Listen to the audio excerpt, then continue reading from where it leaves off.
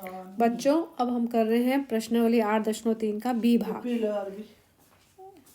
18,000 रुपये पर 2.5 वर्ष के लिए 10% वार्षिक दर से वार्षिक रूप से संयोजित करने पर, ठीक है। इसमें ये 18,000 रुपये क्या है, मूलधन है। समय आपका 2.5 वर्ष यानी 2 वर्ष और आधा वर्ष, और ये दर है 10% वार्षिक। तो हम इसमें हल करेंगे। ये मूलधन हमें दिया हुआ, मूलधन मतलब पी। जब आपको अच्छी तरह से आ जाए तो आप सीधा पी लिखना। अभी जब तक शुरू कर रहे हैं तब तक हम दोनों ही चीज़ लिख रहे हैं, इंग्लिश में भी और हिंदी में भी। तो ये आ जाएगा आपका 18,000 रुपये, ठीक है। ये मूलधन आ गया। समय, समय यानी एन जो है कितना है, 2.5 वर्ष है। 2.5 वर्ष मतलब इसको अच्छे से समझ लो, 2 वर्ष और 2 वर्ष तथा आधा वर्ष, आधा वर्ष, 2 वर्ष पूरे और आधा वर्ष, आधा वर्ष। और दर है इसमें, दर मतलब आर, कैपिटल आर, जिसको रेट बोलते हैं इंग्लिश में, हिंदी में दर, 10% वार्षिक। ये भी वार्षिक है, वार्षिक, ठीक है, वार्षिक है। अब आपने ज्ञात करना है पहले हम 2 वर्ष के लिए निकालेंगे, क्योंकि इसमें 2 वर्ष है और आधा वर्ष है। तो हम पहले 2 वर्ष के लिए हम क्या निकाल रहे हैं, मिश्र धन। 2 वर्ष के लिए,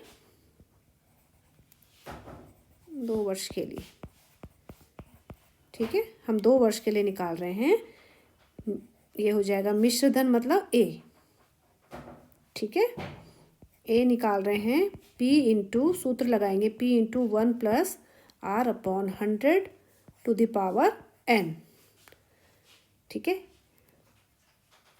यहाँ पर लिख देंगे P की जगह 18,000, मूलधन 18,000 है, प्लस इंटू 1 प्लस R कितना है, 10%, दर कितनी है, 10% बटे 100, n कितना, समय कितना है, हम 2 वर्ष के लिए कर रहे हैं। तो 0 से 0 काटा। अब ये हो गया 18,000, 10 एकम 10 और 1 11, यानी 11 बटे 10 की घात 2, ठीक है। इसको हम हल करेंगे। 18,000, 11 बटे 10 की घात 2 का मतलब है इसको 2 बार लिखना, 11 बटे 10 गुणा 11 बटे 10। देखो 0 से 0 कट गया, 1 0 से 0 कट गया, हमारे पास बचे 180 गुणा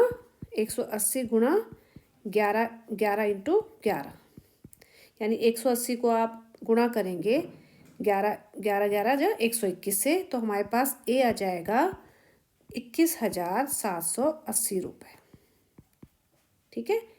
एक आंसर आपका ये आ गया, ठीक है, एक आंसर ये।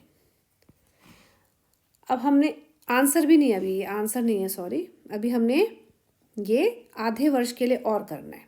ये तो 2 वर्ष का निकला, हमें क्या दिया हुआ, हमें ये 2 वर्ष का निकाला, अभी ये आधा वर्ष और है, ठीक है। अब आधे वर्ष के लिए हम साधारण ब्याज निकालेंगे सूत्र से। अब आधे वर्ष के लिए है तो ये हम ये वाला सूत्र प्रयोग नहीं करेंगे, तो हम अब करेंगे आधे वर्ष के लिए, आधा वर्ष का साधारण ब्याज निकालेंगे, साधारण ब्याज।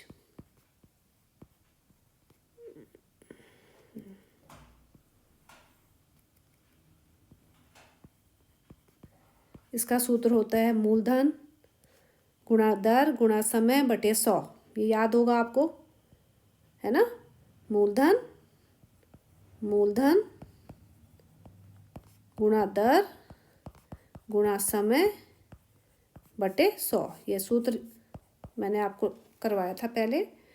तो मूलधन है यहाँ पर 18,000, दर है 10%, ठीक है, 10%, और समय है 1/2, और बटे पूरे का बटे 100 भी है।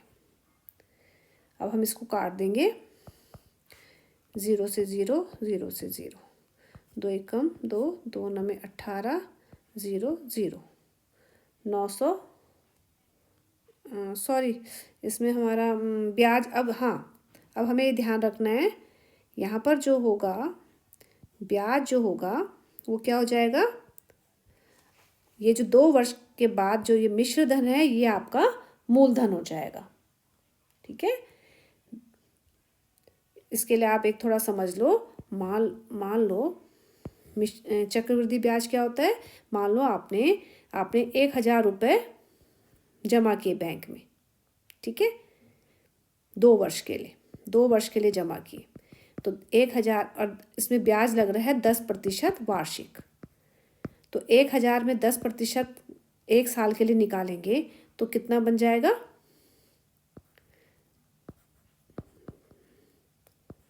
10,000 गुणा 10/100।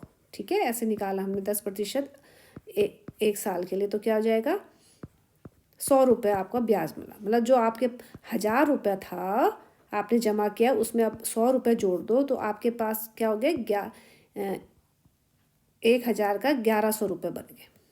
ठीक है, 1 साल बाद आपको 1,100 रुपये मिलेंगे बैंक से। अब 1,100 रुपये, अब आपके पास ये आपका मूलधन है। ठीक है, जो मिश्र धन बना यही आपका मूलधन है। अब दूसरे वर्ष के लिए ये मूलधन बन जाएगा।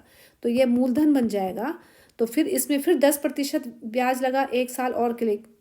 ठीक है, तो 10% और लगा तो हमारे पास कितना हो जाएगा, 110 रुपये और ब्याज पड़ गया उसमें। तो हमारे पास जो 1,100 रुपये थे वो अब कितने बन गए, 1,210 रुपये। यानी 2 साल बाद जो हमारे पास 1,000 रुपये थे, 2 साल बाद हमारे पास वो 1,210 रुपये बन गए। यानी चक्रवृद्धि ब्याज क्या है, ब्याज के ऊपर ब्याज लगना। ठीक है, तो एक साल बाद जो आपके पास राशि बन जाएगी वो आपका मूलधन बन जाएगा दूसरे वर्ष के लिए।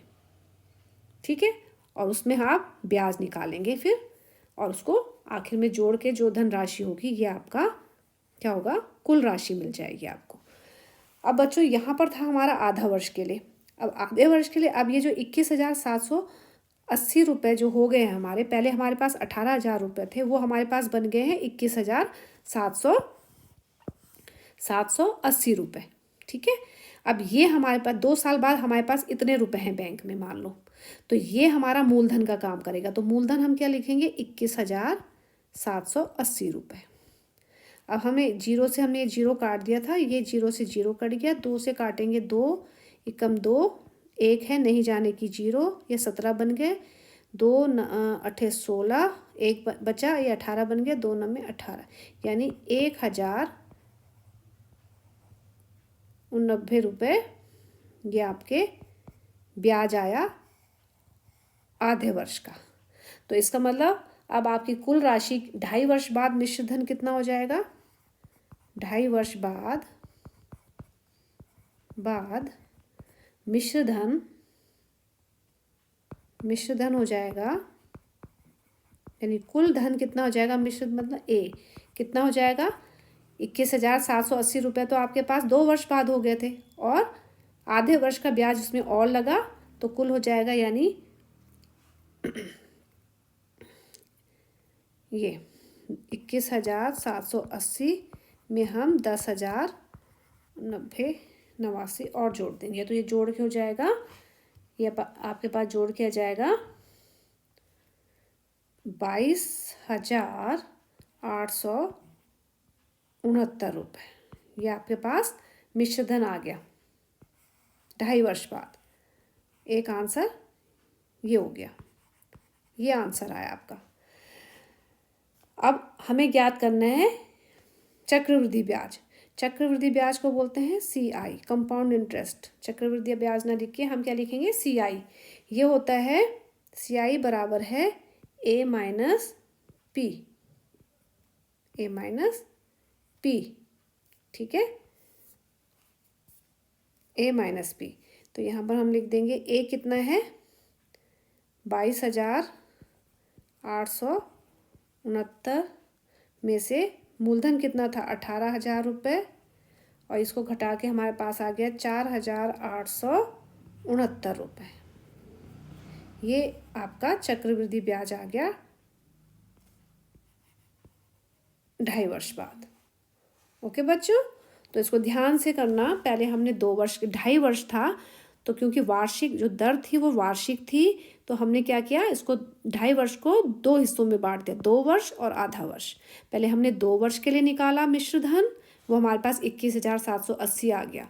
फिर हमने आधा वर्ष का ब्याज निकाला, तो हमारे पास मूलधन अब 18,000 नहीं है, वो 18,000 जो थे वो अब 21,780 रुपये हो गए। तो अब ये मूलधन हो जाएगा। तो मूलधन गुणा दर गुणा समय, इसका फॉर्मूला होता है, आधे वर्ष के लिए हमने इसका फॉर्मूला लगाया और यहाँ से हमने साधारण ब्याज निकाल दिया।